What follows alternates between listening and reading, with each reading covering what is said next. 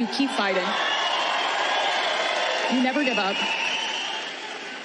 The reason that you're going to win in November is because America needs a fighter. And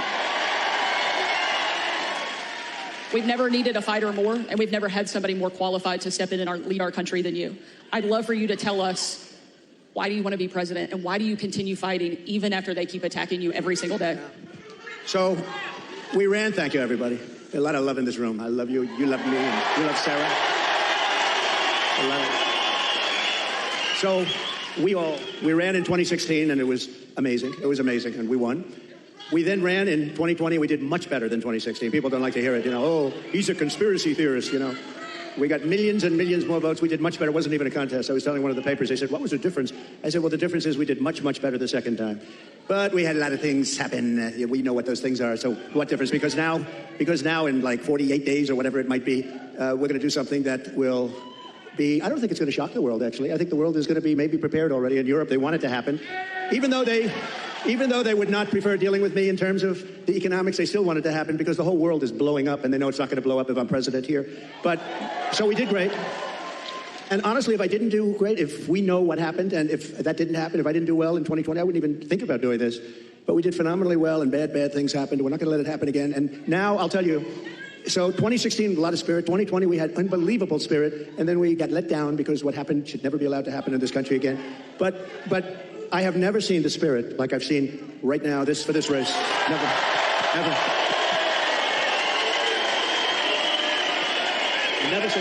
Never seen anything like it. It blows it away from 2016, from 2020. And basically, it's very simple. You're saying what? We're going to seal the border immediately. We're going to drill, baby, drill. We're going to drill at a level. We're going to bring your energy prices down. We're going to try and get rid of a lot of that big lump of inflation that this administration has given us. And I have to say that President Biden called me yesterday. It was very nice. We had a very nice conversation. I appreciated that he called about, what happened the other day. And he says, he's committed. He's committed. No, and today, a little while ago, I got a very nice call from Kamala. No, it was very nice. It was very nice. It was very, very nice, and we appreciate that. But we have to take back our country. We have to win. We're going to win, and we're going to make America great again. That's all there is to it. Very simple, right?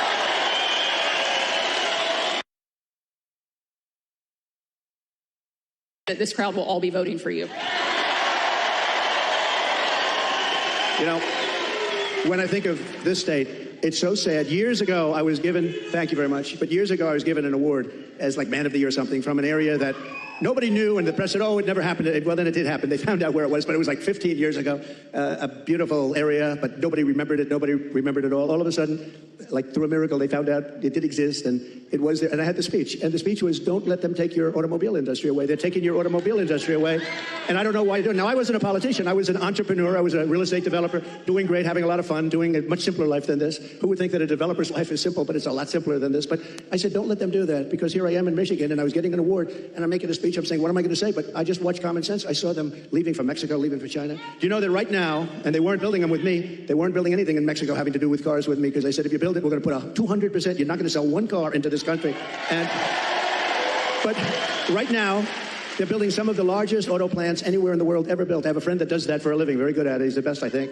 And he's actually a contributor, a supporter, but he builds the plants. And I say, I'd like to go see a plant, a really great auto plant. It's amazing technology, amazing what they do, really incredible, the amount of automobiles they can produce and the size of these things. I'd like to see a real modern plant. And he's the one that does them. And I said, so where would we go? I was hoping he'd say Detroit or someplace up here. But anywhere in this country, I'll take anywhere in this country, right? So will you, my greatest guy right over here. Stand up, will you, please? He's such a great guy. Oh, hi, everybody. We're going to bring him back. We're going to bring him back. We're not just going to keep, you're losing your jobs, the whole thing, but just, so they're building. So I said, where would I go? And let's go take a look at a beauty. He said, well, we'll have to go to Mexico. I said, wait a minute, I'm not interested. No, I want to know here. He said, here we don't build top of the line. We build smaller plants. We build, there's just not that kind of a thing. And I said, isn't it sad? He feels that too. He said, the big ones, you're going to have to go to Mexico. They're owned and built by China in Mexico, and there are a number of them going up right now, and they think they're going to make their cars there, and they're going to sell them across our line, and we're going to take them, and we're not going to charge them tax. We're going to charge them, I'm telling you right now, putting a 200% tariff on, which means they're unsellable. Unsellable in the United States. And then you wonder why I get shot at, right? Only consequential presidents get shot at.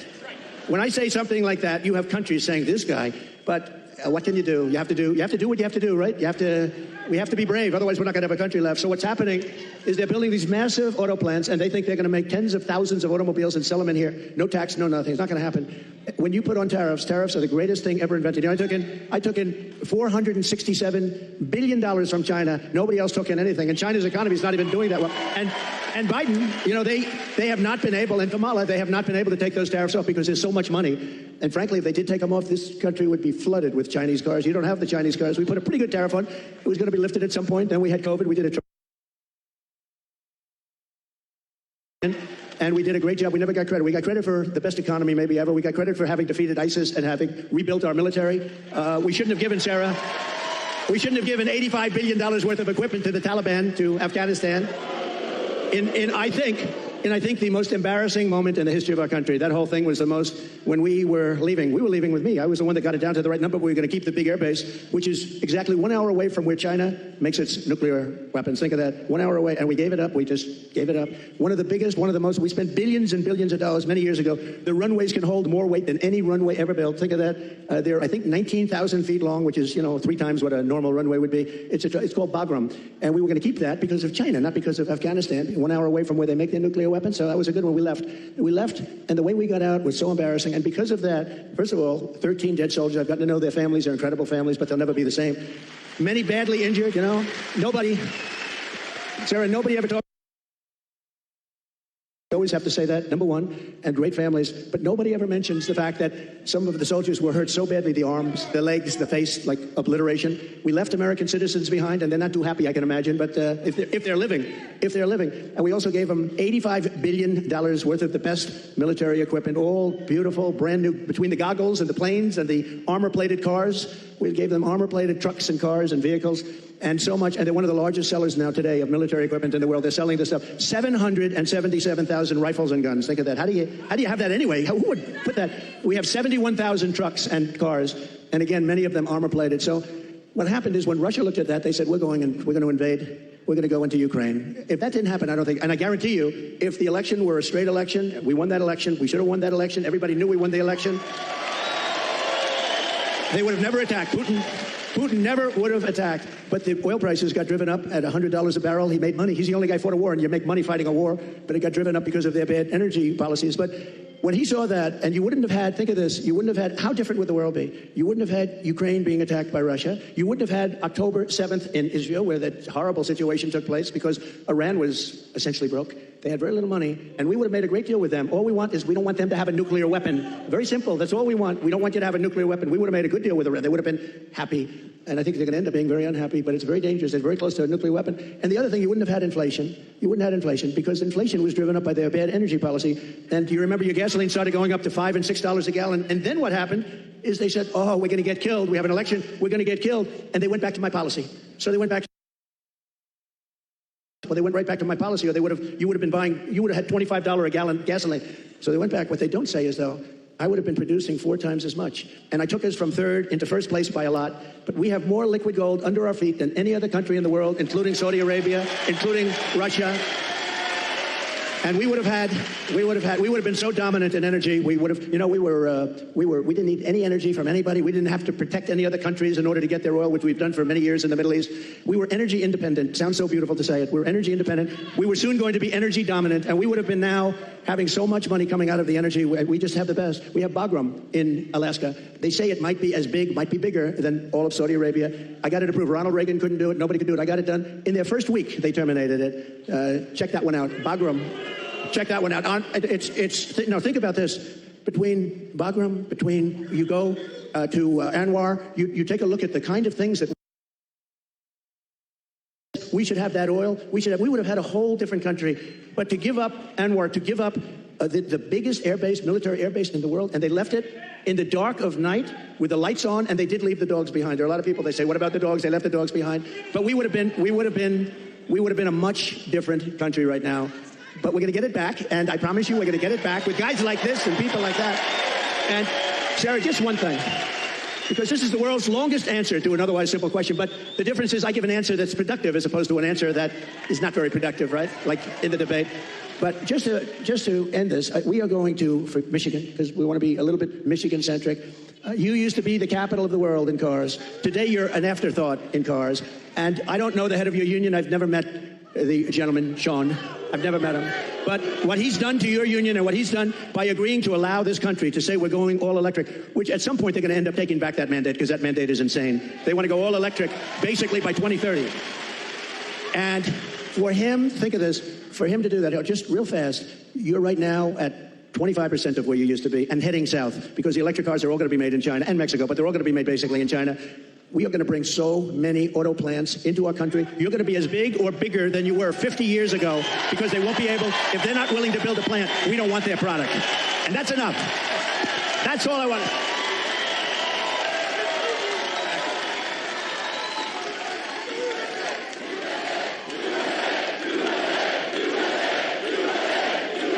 And it'll happen fast. It'll happen very fast. I think it's safe to say that Michigan is happy that you're going to be president again.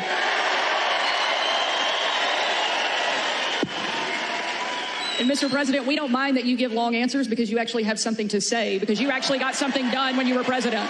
You know, it's a very interesting, because she said, like I said, I don't think I've ever said this before. So we do these rallies, they're massive rallies. Everybody stays till the end, by the way. You know, when she said that, well, your rallies, people leave. Honestly, nobody does. And if I saw them leaving, I'd say, and ladies and gentlemen, make America great again, and I'd get the hell out, okay? Because I don't want people leaving. But I do have to say, so I give these long, sometimes very complex sentences and paragraphs, but they all come together. I do it a lot. I do it with Raising Cane, that story. I do it with the story of the catapults on the aircraft carriers. I do it with a lot of different stories. When I mention Dr. Hannibal Lecter, I'm using that as an example of people that are coming in from Silence of the Lambs. I use it. They say, it's terrible. So they say, so I'll give this long, complex area.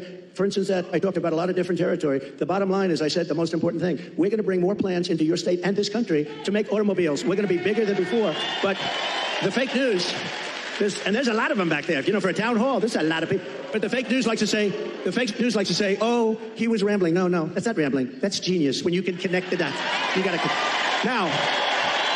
Now, Sarah, if you couldn't connect the dots,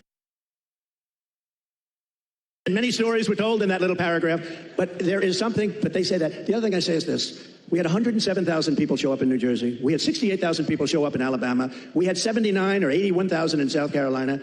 And they'd never said, I'm a great speaker. And I said, am I a great speaker? They say, oh, no, he rambles. What the hell are all you people showing up for if I ramble? You don't want to show up for a rambler. So anyway, thank you very much. Mr. President, no one has done more to fight for the American worker than you, to bring back jobs and manufacturing to this country. Tonight, there's obviously a lot of people that really care about the auto industry here. And tonight we have a question from one of the auto workers, Isaiah, here in the audience that would like to ask a question. Good. Sure. Where's Isaiah?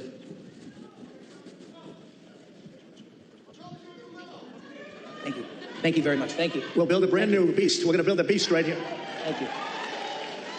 Thank you very much. Thank you. Thank you. Yes, sir. Thank you, Mr. President, for having us here tonight. I just want to let you know that I've attended one of your rallies. I did not leave early, and I did not fall asleep. Just want to let you know that, sir. I did not do it. I did not do it. I didn't see anybody else doing it either, sir. My name is Isaiah. I'm a third-generation UAW worker, working hard to build trucks here in America. Yes. Get ready. You're going to be doing plenty of it. Thank you, sir. Thank you, sir. I work for Ford, and you actually came and visited the plant that I work at. That's right. You did. And my question to you, sir, is what do you see as the major threats to the future of Michigan manufacturing auto working jobs, and what will you do to eliminate those threats, sir? Okay, so I'll get into another little bit of a long answer, because when you say major threat, to me we have one really major threat. That's called nuclear weapons. We have other countries that are hostile to us. They don't have to be hostile to us. I always say, if you have a smart president, you'll never have a problem with China, Russia, or any of them, okay? I got along great with Putin. I got along great with President Xi. I got along great with Kim Jong-un of North Korea. Everybody said, oh, you can't get along with him. He liked me. I got along great with him, and he has a lot of nuclear force. But you essentially have 5 countries, and you're going to have more. Whether you like it or not, you're going to have more. It's the single biggest threat to the world, not only Michigan, to the world. And you're not going to care so much about making cars if that stuff starts happening. And we have people that are not good at negotiation. The war should have never happened. President Biden, I want to be nice. He was so nice to me yesterday, but, you know, in one way, I sort of wish the call wasn't made, because I do feel he's so nice. I'm so sorry about what happened and all that. But I have to lay it out. We have very important, and the same with Kamala today. She could not have been nicer. But the fact is, we have to have people that are respected by the opponent, by the other side, by other countries that have this. Even Pakistan has nuclear weapons. We have countries. India has a lot of nuclear force. When I hear these people talking about global warming, that's the global warming you have to worry about. Not that the ocean's going to rise in 400 years an eighth of an inch and you'll have more seafront property, right, if that happens. I said, is that good or bad? I said, isn't that a good thing?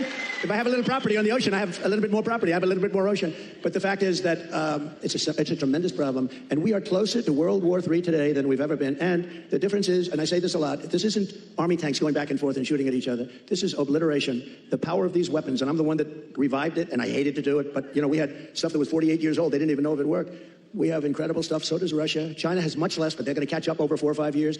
It's the single biggest threat by far to civilization. And nobody talks about it. They talk about global warming. Used to be, remember? Used to be global warming. You know, they changed the name. You know why? Because the planet's getting cooler now. So now what they call it is climate change, because that covers everything. See, climate change, if it gets hot, cool, you know, these people, I don't know if they're for real, but if they're not, they're covered by the words climate change. If it gets cooler, that's good. If it gets hotter, that's good. Global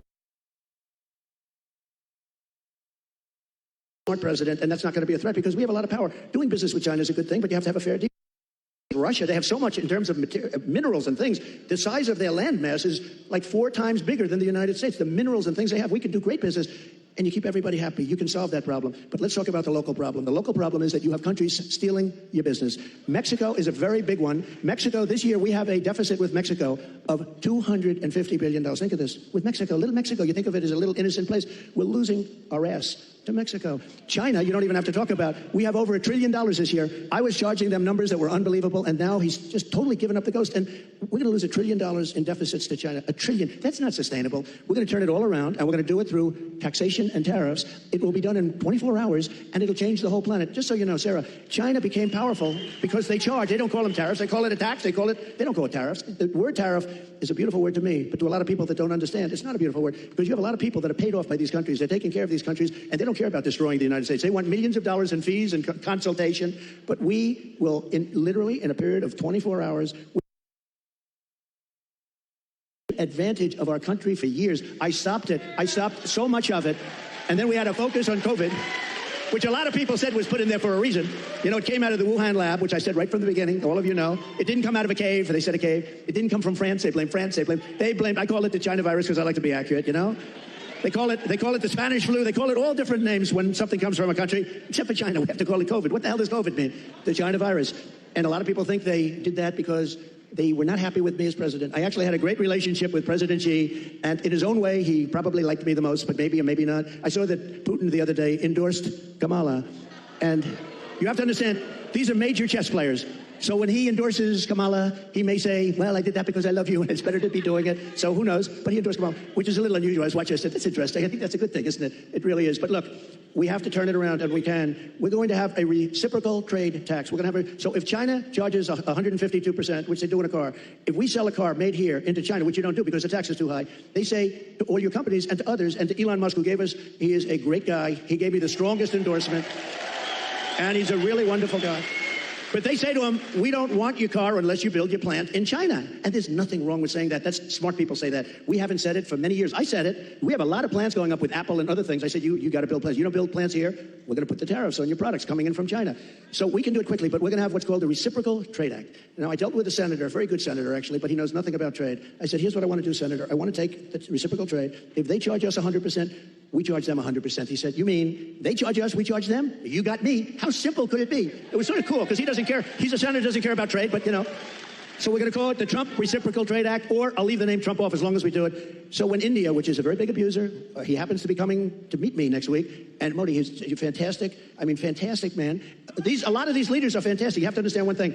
They're 100%. These people are the sharpest people. They're not a little. They're at the top of their game, and they use it against us. But India's very tough. Brazil's very tough. There are certain countries, I can tell you everyone, I can give you from top to bottom. China's the toughest of all, but we were taking care of China with the tariffs.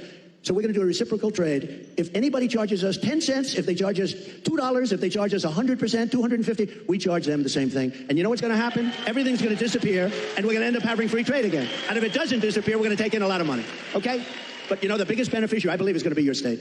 And I won't say that to other states, I promise, about your state. You are going to have plants built at a level that you haven't seen in 50 years.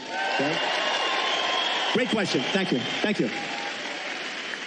Mr. President, one of the other things I think that you did that helped protect the American worker as much as anything else, and also make our country and our communities safer, was you actually did something about the border. Just this month, There was a woman in my home state of Arkansas who was killed by an illegal immigrant who was drunk driving that was deported during your administration and came back under.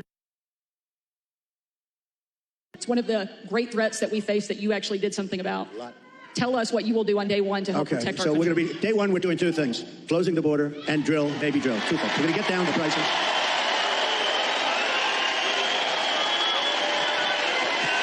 Thank you.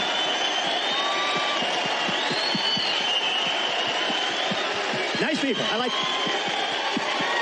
this crowd. I like this crowd. No, this, you know what? You're smart people. So, Sarah, thank you.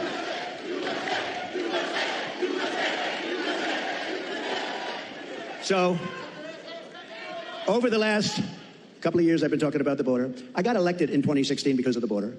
But that border was peanuts compared to what this border is. That border was like a safe border compared. And I did it. I did a great job. And it also includes drugs, who came to a much lower. Look, unless you have the death penalty for drug dealers, you'll never get rid of the drug problem. Put that through your head, okay? Put that through your head. And I don't know if our country's ready for it. When I was with President Xi, and again, until COVID, I had a great relationship. Once that happened, I really didn't want a relationship because $60 trillion, millions of dead people all over the world. I was not exactly thrilled with him. But before that, I had a great relationship. And I said, "Do you have a drug problem?" No, we have no drug problem. Oh, how come?